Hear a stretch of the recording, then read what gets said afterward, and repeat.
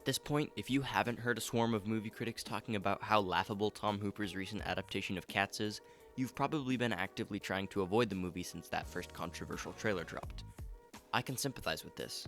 At some point, I started to get irritated with all the buzz I was hearing about Cats, and frankly, it began to sound to me that people were ridiculing the movie simply because that was a trendy thing to do.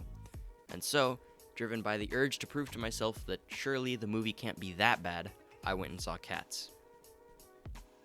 The movie left me with a lot of feelings that I won't dive into here, but I certainly think that while it was by no means good, it wasn't bad enough to earn the 18% that it currently wears with pride on Rotten Tomatoes. Instead, what Cats has brought me to ponder is a current trend of movie making as a whole that seems to be dominating the film industry. As many have already noticed, this trend is the adaptation of other works into movies. Granted, adaptation is nothing new. To Kill a Mockingbird, released in 1962, is one of the most universally admired American films, and is an adaptation of a book by the same name. Casablanca, another piece of movie canon, would not exist without its predecessor, a stage play named Everybody Comes to Rick's. The practice of adaptation dates back to 1924, resulting in a 9.5-hour adaptation of McTeague, a novel by Frank Norris. Soon after came the sister of adaptation, Elysian, the practice of removing passages from a book or other work.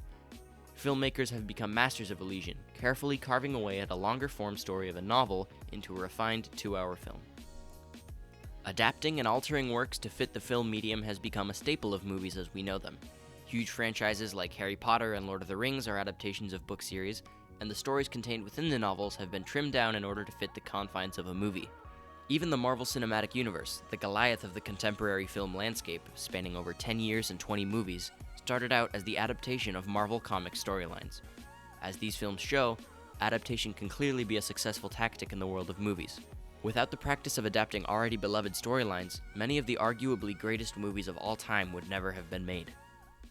Adaptation, though, has evolved in the late 20th and 21st centuries. Though the adaptation of books is still commonplace, turning non-fiction articles and stories has become increasingly popular. Take, for example, some of the many movies from 2019 alone that have been adapted from real-life events. Martin Scorsese's The Irishman tells the story of the infamous Buffalino crime family, the Teamsters Union, and the Kennedy administration. The heartwarming Won't You Be My Neighbor adapts an Esquire magazine article detailing one reporter's experience interviewing Mr. Rogers. Even still, Todd Haynes' legal drama Dark Waters was inspired by a magazine article charting the efforts of one lawyer who stood up against big chemical corporations over Teflon. Adaptation is tried and true, and it is still a commonly used format of making movies. But have we gone too far in our craze for adapting every piece of media we can see? There's a saying, even a mentality, that I'm sure is familiar to most. The book is always better than the movie. This has been burned into my head from a young age when I became disillusioned with the world of adaptations after seeing the embarrassing film version of Rick Riordan's beloved Percy Jackson and the Lightning Thief. Other adaptations got all too ambitious with their plans for the source material and proved to wind up as largely forgotten, mediocre movies. 2016's Miss Peregrine's Home for Peculiar Children, 2006's Aragon, and the Maze Runner series come to mind. Movies like these are a clear sign that not everything was meant for film, and adaptation has to be handled with care and respect for the source. You're probably wondering, what does this all have to do with Cats? And I promise I'll get there. Bear with me. Over time, we forget these grave warnings that adaptation is a double-edged sword.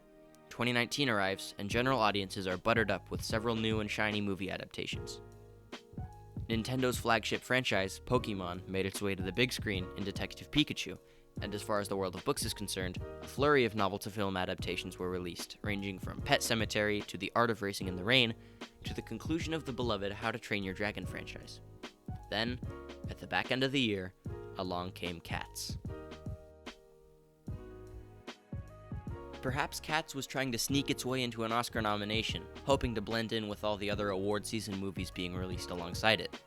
Or maybe it was riding on the wave of well-received musical adaptations like the 2012 rendition of Les Mis that came before it. Whatever the thinking behind this movie adaptation was, it's safe to say that Cats has drawn attention to itself in what is probably the greatest cinematic flop of 2019. There are plenty of others who have already explained in better words than mine why the movie suffers in the way that it does, but I'd rather focus on a different angle. An adaptation of Cats, in my opinion, may have been doomed from the beginning, regardless of the cats with human faces aesthetic that wound up in the final movie. Who could handle the task of adapting a work that doesn't even make much sense in its original form? Cats is the result of Andrew Lloyd Webber and a T.S. Eliot book of cat-inspired poems clashing that somehow spiraled into a nearly plotless musical phenomenon. It's safe to assume that Webber had no intention of this feline fever dream ever making it to the silver screen. The most obvious challenge comes from the cats themselves. The original musical relies on clever costuming and makeup to give the actors a sly appearance of a cat that's neither too human nor too animal.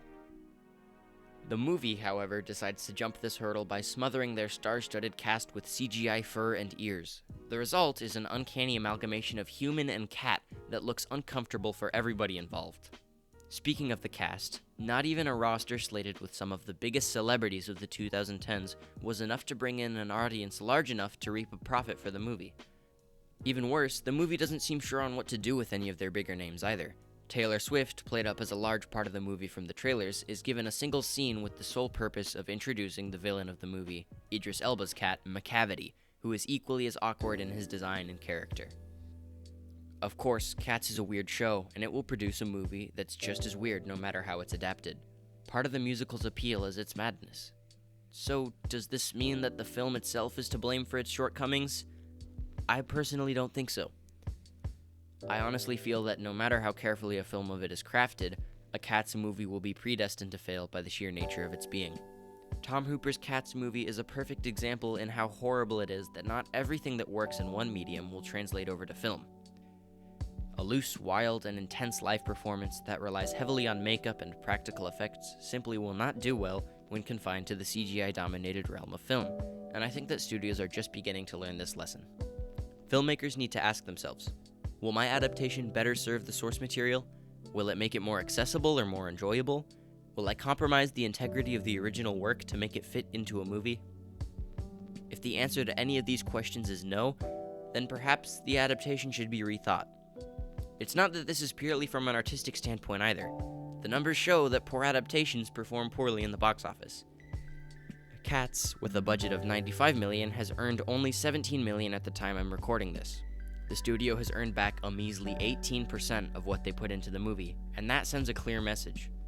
That some things are better left untouched by the hands of filmmakers, and clearly, Cats is one of them.